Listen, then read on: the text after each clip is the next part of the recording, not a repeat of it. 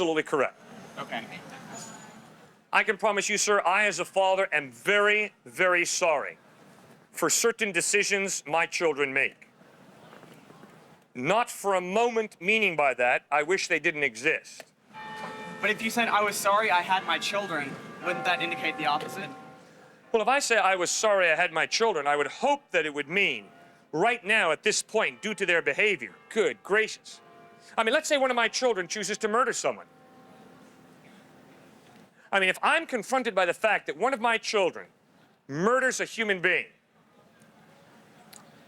I think it would be possible to understand why I might say, gosh, I'm sorry I ever had this child.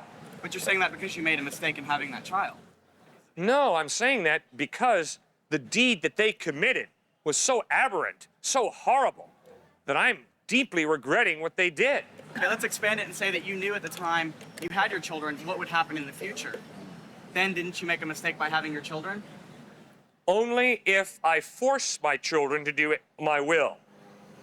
But if by being all-knowing we mean that God's perspective is outside of time, which means he sees all of human history at a glance, which means we really can have free will, due to the existence of human free will, when we choose to do horrendous evil, a holy, just God says, gosh, I'm sorry.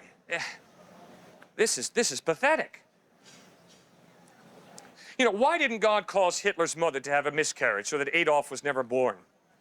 That's a good question. Do you think God delighted in what Hitler did?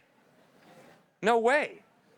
So I can see and understand God saying, gosh, I am so sorry for what's happened here. This is just outrageous. This is unacceptable. But Genesis is not saying that God resents human beings. Because obviously the whole point of Genesis, the whole point of the Bible is, although we do horrendous things, God still loves us. And that's why he sends his only son Jesus to bleed and die on a cross to forgive us and to buy us back. It's this whole idea of reconciliation, of rescuing, of putting back together damaged people, restoring human life. That is the theme of the whole Bible. Yes, sir.